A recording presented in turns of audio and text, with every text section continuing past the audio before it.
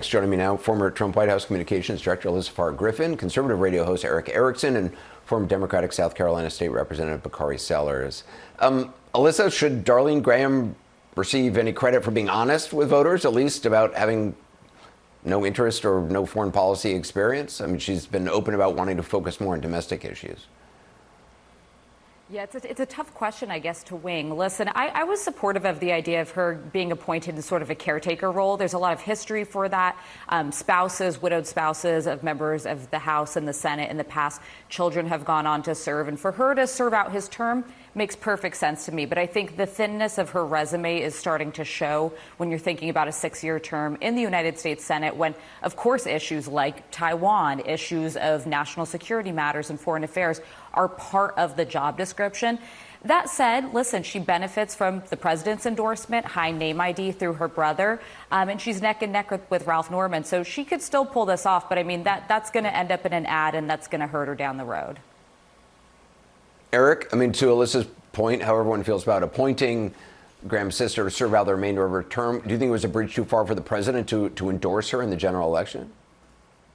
Yeah, you know, the original argument was Lindsey Graham tragically died unexpectedly, put his sister in there as a caretaker.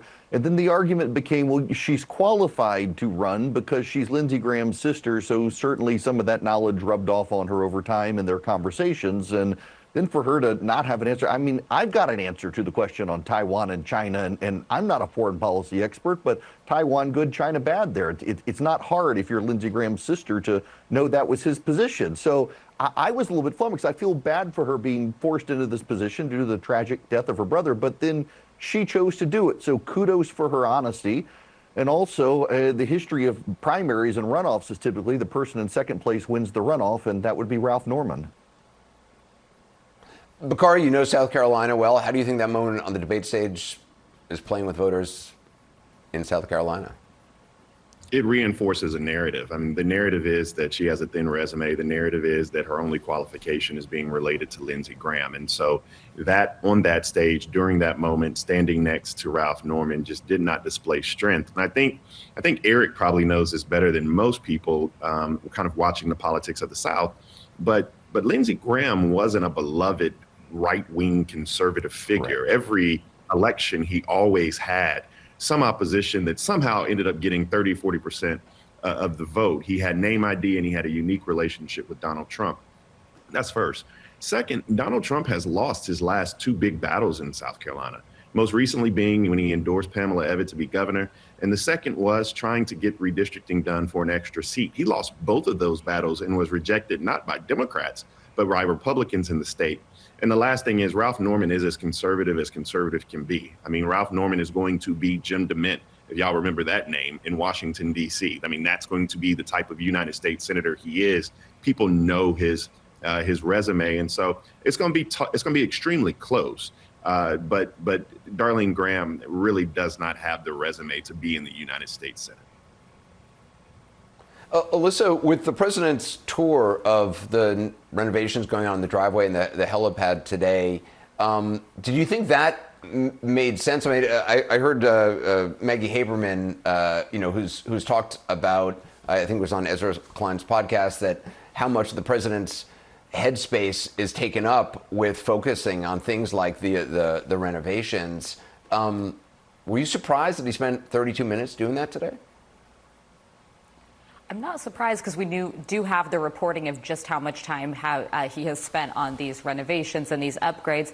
But like when you look at everything that is going on in the world right now, I can tell you with certainty there's no chance he got his schedule in the morning and that the chief of staff approved that he was going to spend this amount of time talking about resumes and talking about renovations and the helipad. Heading into the midterms, you've got a war in Iran, you've got high gas prices, you've got the cost of living not coming down.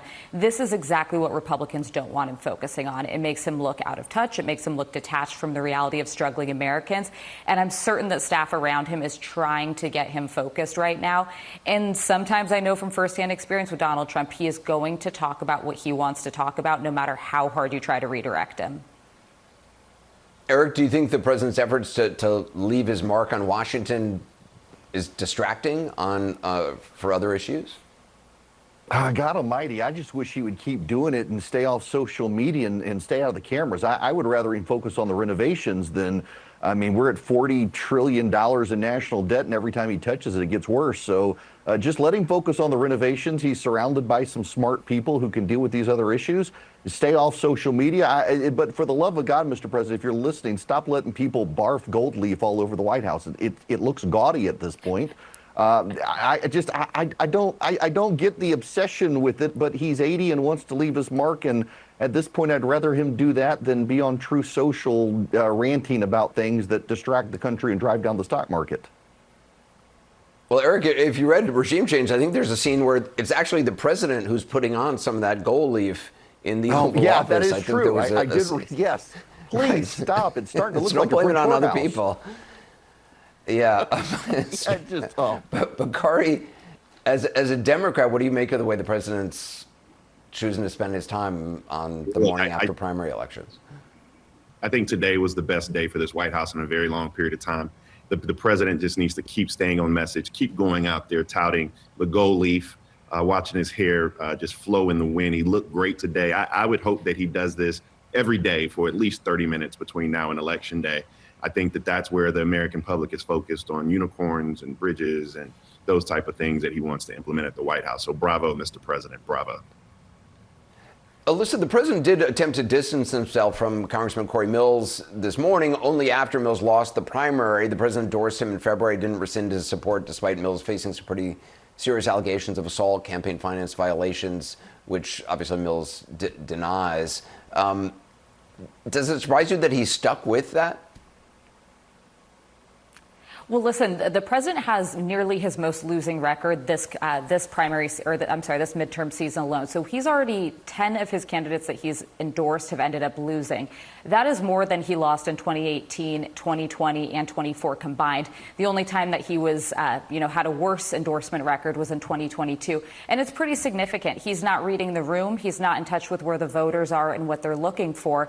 And despite actually having some pretty capable political advisors around him, he just keeps making wrong decisions. I could see a scenario, too, even in South Carolina, going back to what we were talking about with Darlene Graham. He may even end up doing the double endorsement when it becomes abundantly clear that Ralph Norman's probably going to win there. So he really hates that he has this losing record in midterms. He's historically not helpful to Republicans in midterms, and it's looking worse than it should be at this primary juncture. Yeah. Alyssa, Farah, Griffin, Eric Erickson, Bakari Sellers. Thanks, guys. Appreciate it.